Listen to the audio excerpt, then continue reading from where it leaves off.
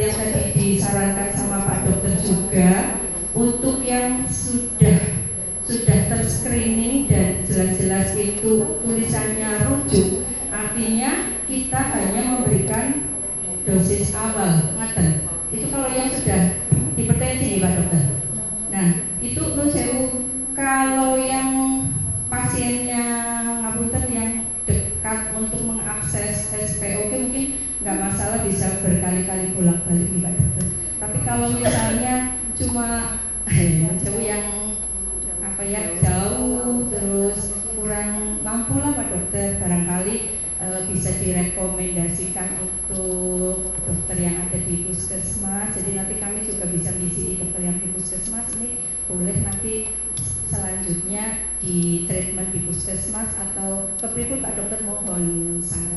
Tujuan screening yang pertama adalah mencegah, atau yang pertama itu menemukan faktor resikonya dulu, ya kan? Nah, oh iya ini ada faktor risiko. Nah nanti setelah ketemu faktor risikonya baru dilakukan pencegahan, ya kan? Faktor risiko ada, oh ini ternyata obesitas nih ibunya. Nah berarti setelah itu dilakukan pencegahan supaya tidak terjadi preeklamsia. Ya. Nah, kalau di dalam buku KIA itu atau di rekomendasi POBI itu, ya kapan itu dilakukan pada awal trimester kedua.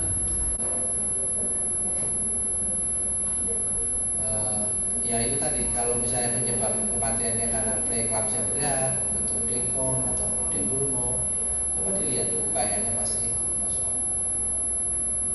Ya. Nah, baik begitu. Pasien rumah sakit itu ada. Nah, kami di FKTIP itu merindukan sekali komunikasi yang apik ketika kita melakukan rujukan, kemudian rumah sakit memberikan umpan balik di grup. Itu kita pengen ada pencerahan, sebaiknya nanti treatment ketika di rumah, setelah pulang ke rumah itu FKTP mesti ngapain. Yang saya di grup itu langsung SPOG-nya jawab Pak Dokter. Kami rindu seperti itu karena FKTP benar-benar miskin ilmu untuk treatment selanjutnya, terutama yang seperti itu yang riwayat sesar dan lain sebagainya. Jadi kami nggak berdepan ketika pasien harus di FKTP harus ngapain seperti itu Pak Dokter. Matur nuwun Dokter. Kalau merudukan ya datang langsung aja. Atau Victor.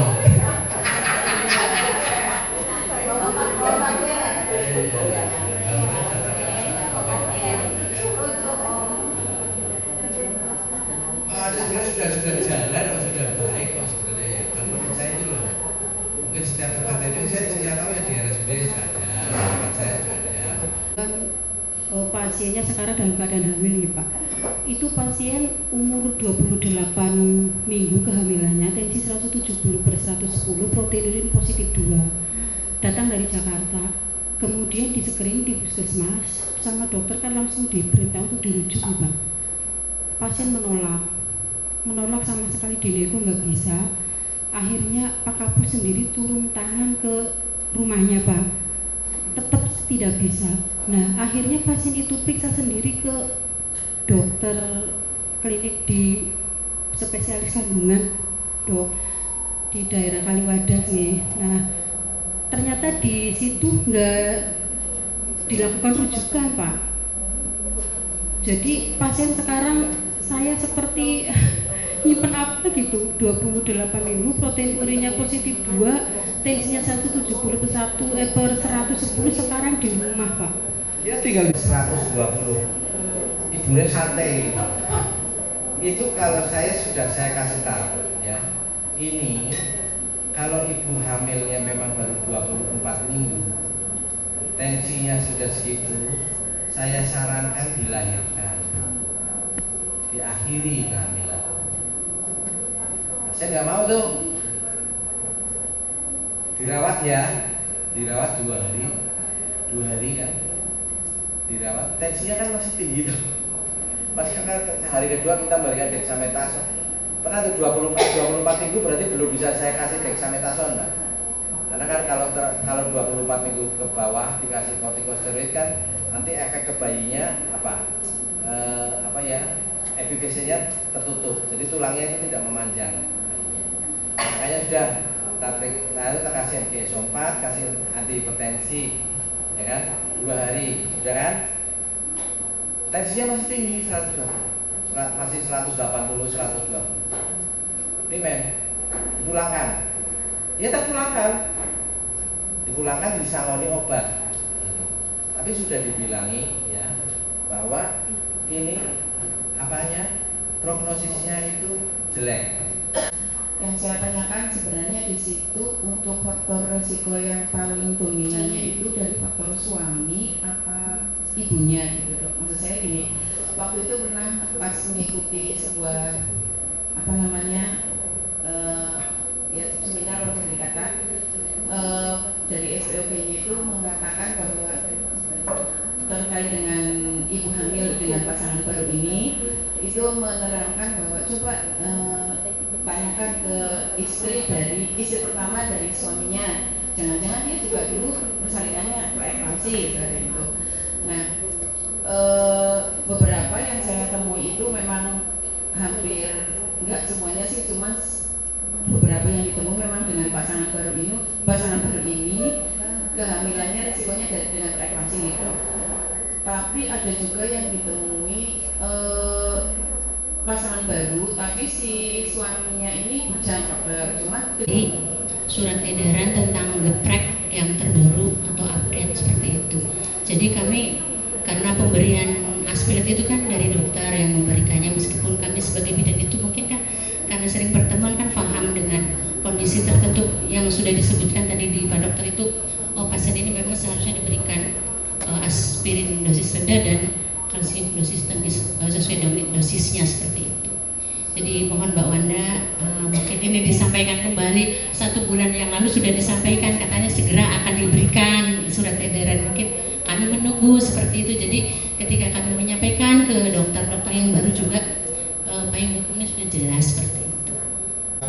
Nanti kita akan segera dijadwalkan untuk segera dibuat Mbak dicatat Mbak aja pelaren maupun teman-teman kita tinggal apa-apa Bu, kalau bisa nanti di WA ke saya juga nggak apa-apa, nanti kita biar diingatkan, jadi kita saling mengingatkan, jadi tidak ada salah satu pihak yang merasa harus disalahkan seperti itu. Untuk penolakan teman-teman ya, saya melihat bahwa kemarin saya diajak oleh RSU Brebes itu untuk merayu dari pajak dari Citanggal. Saya tahu betul bagaimana merayu orang tuh dirujuk Pak Sigit, yang luar biasa. Oke, ada diancam titik-titik baru mau.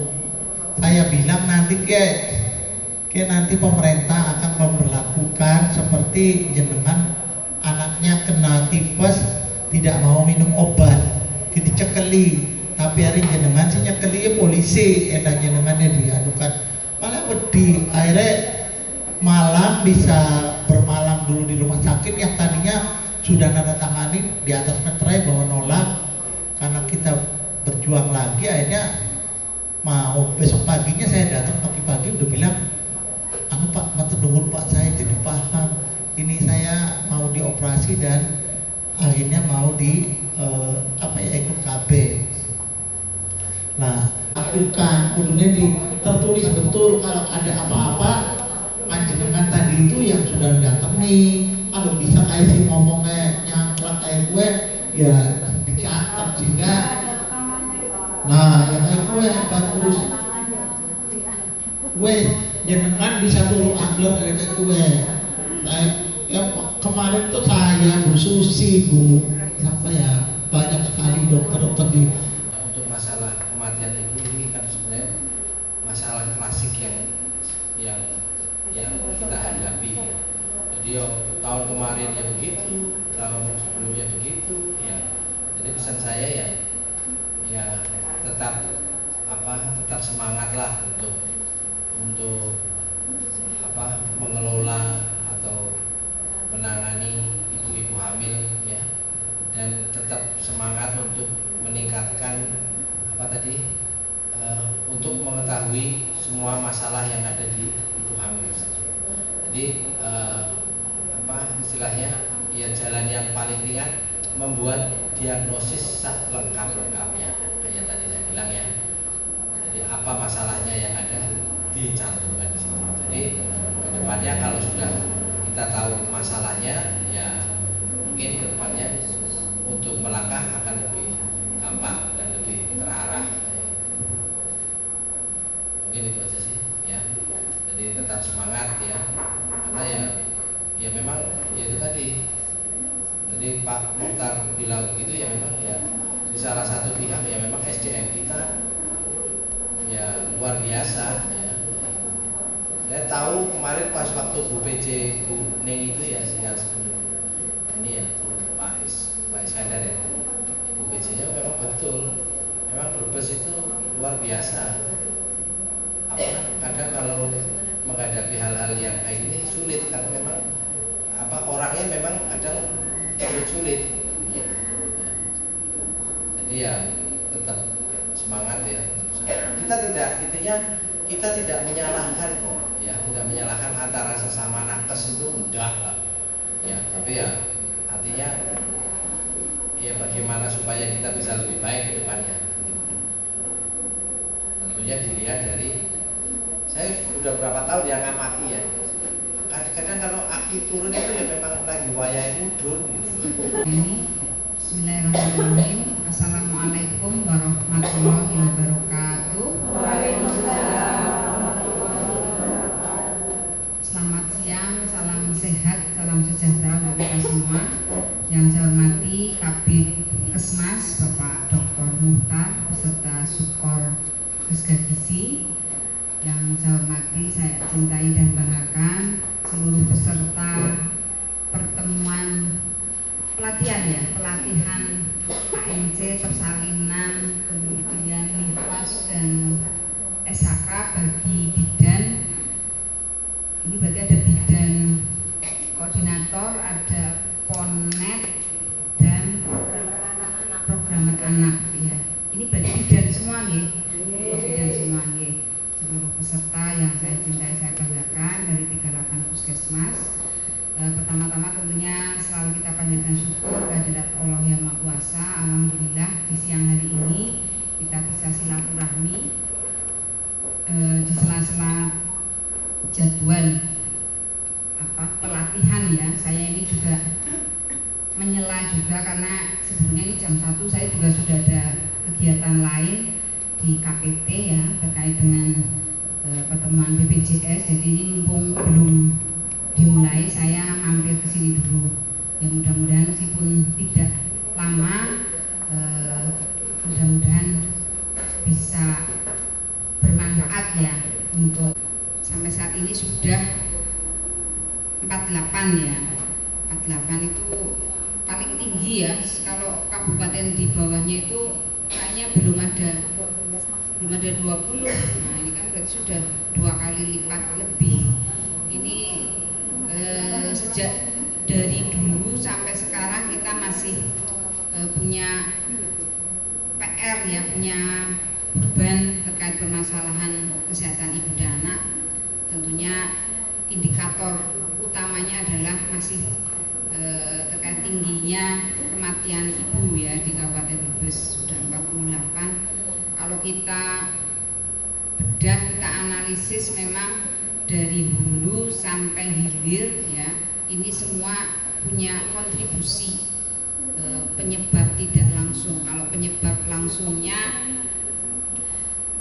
preeklamsi masih mendominasi ya, termasuk yang sebab non obstetri ya, komplikasi yang non obstetri ini juga trennya semakin meningkat.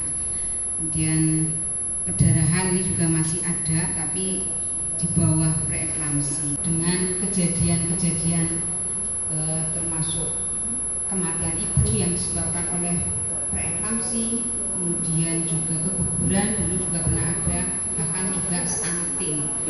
Karena pestisida ini sifatnya toksik dan akumulasi sekian tahun, dampaknya baru dirasakan, jadi tidak bisa langsung. Nah, padahal kebiasaan kecenderungan masyarakat Kabupaten Brebes ya, apalagi termasuk perempuan-perempuannya ini juga banyak ya terlibat dalam kegiatan yang ya, di tingkat masyarakat ya, kalau kita bedah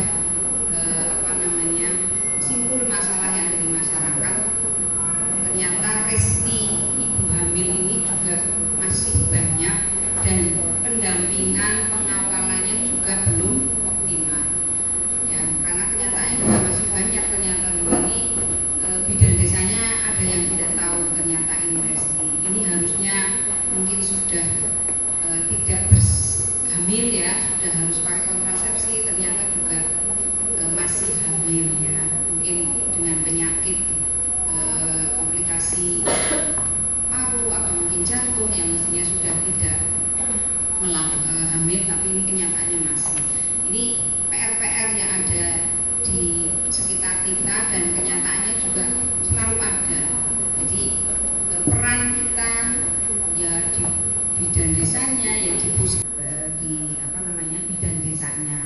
Kemudian di puskesmas itu berarti kita melakukan ANC, ada ponet, ada mampu persalinan. Nah, ini kualitas pelayanan untuk kesehatan ibu anak ini kita harus bisa memberikan pelayanan yang terstandar ya, kemudian tentunya ya yang berkualitas. Nah, dari pemeriksaan ANC yang selama ini ya, ini juga ternyata juga masih kurang ya, dari beberapa kasus kematian ibu kalau ditelusur kualitas ANC di puskesmas ini rupanya juga belum optimal.